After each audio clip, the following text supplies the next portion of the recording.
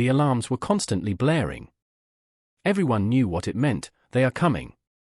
The combined strength of an entire cosmic coalition, an alliance of 1,000 star systems, had not been enough to halt them. They are coming.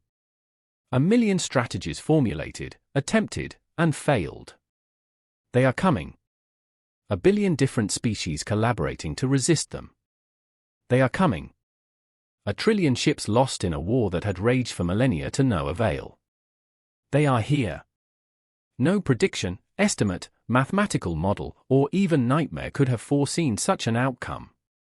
20,000 years ago, when humanity was first encountered by the Olaris in their native galaxy, humans had just colonized the planets of their solar system but were still decades away from developing faster-than-light, FTL, travel.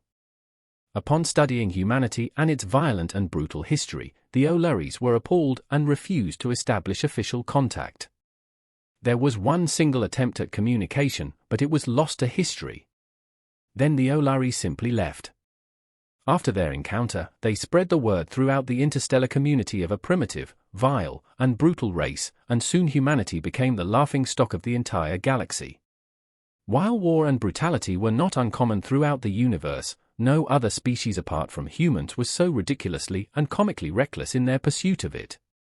For the next half-century, the solar system became a form of entertainment zoo and curiosity circus for the rest of the galaxy. Ships of various species would visit the solar system and marvel at the sheer stupidity and brutality of the humans. Their internal struggles, conflicts, and wars knew no end. At first, humans would try to establish contact with the various visitors, which of course were frequently ignored. Later, they would try to attack some of the visiting vessels. Since human technology was centuries and sometimes millennia behind the other species, these attacks were easily avoided, and sometimes a few human ships were destroyed. Over time, the number of visitors decreased, and after a few decades, humanity was left alone. The galaxy had had a good laugh, its curiosity satisfied, and was moving on towards more pressing matters. When humans developed their own FTL drive and started to colonize their neighboring star systems, this was barely registered by the interstellar community. Human FTL was primitive and slow.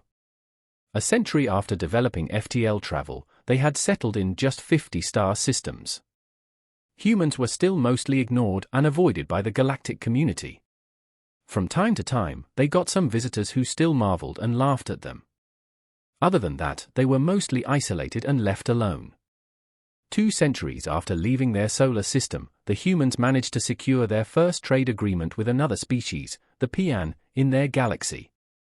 This species was well known for its manipulation and cunning in trade. The unsuspecting humans, with their lack of knowledge concerning galactic affairs, were happy and eager to finally secure an alien trading partner. With this, they hoped to finally be accepted as a galactic player by the other races of the galaxy. At the time, humans were unaware of the Pian's true intentions. This race expanded by bankrupting other races and then taking over their territory and population as a form of compensation.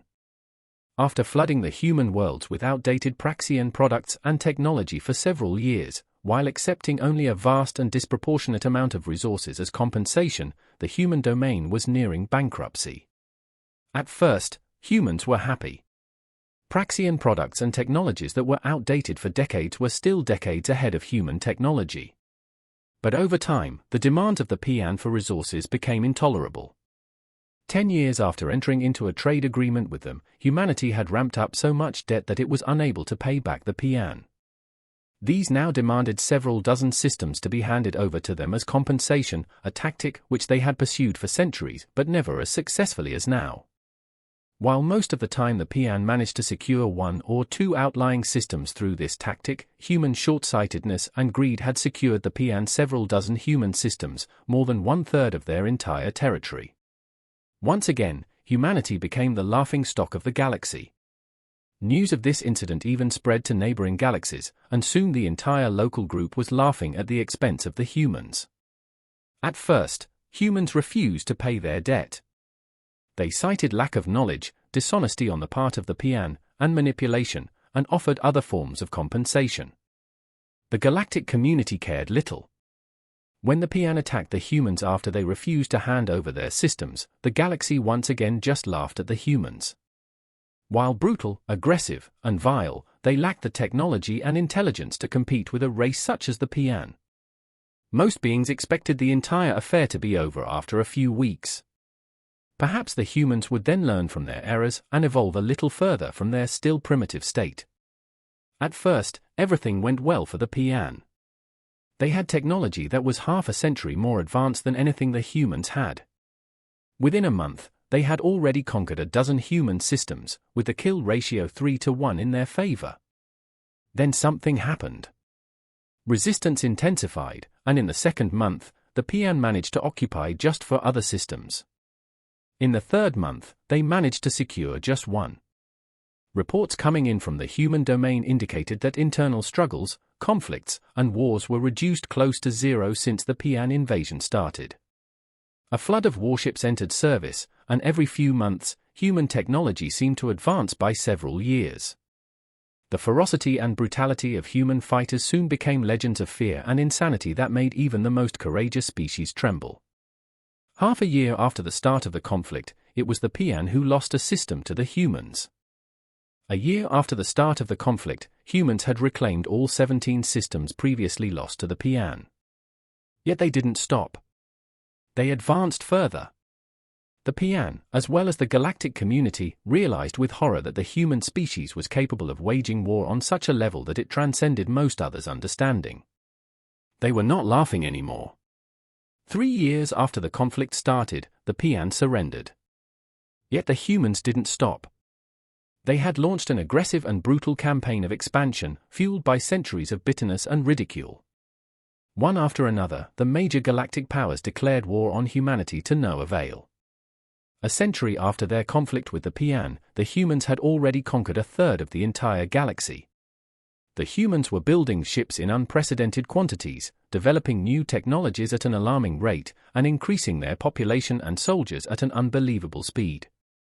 Soon, the danger of humanity was recognized by powers in other galaxies, which sent their fleets to aid the species of what the humans called the Milky Way. All it did was enrage humanity even further. Some 300 years after their war with the PN, humans were the lords of their native galaxy. Enraged at the aid of the other galaxies, they set out to conquer everything in their path. Nothing could stop them. With each galaxy that fell, they became stronger and technologically more advanced. News of this force soon spread throughout the universe. Some 500 years after their war with the PN, an alliance of over 100 galaxies was formed with the goal to stop humanity. Over time, thousands of others joined, but by this time, it was too late. Humanity had built up its strength and advanced its technology. Coupled with their savageness, they swept away all resistance. Even the great empire of Zelda, which had encompassed over 1,000 galaxies at its prime, was swept aside in less than a millennium. And now, humanity had arrived at the temporary end of its conquest, the last galaxy in the supercluster. As the billions of human warships descended against this last bastion, the human warriors recalled the passage in the history books that started it all, forgotten by the universe, but still brightly present in the quadrillions of human minds. The very first message that humanity had received from their first alien visitors 20 millennia ago, an inferior species.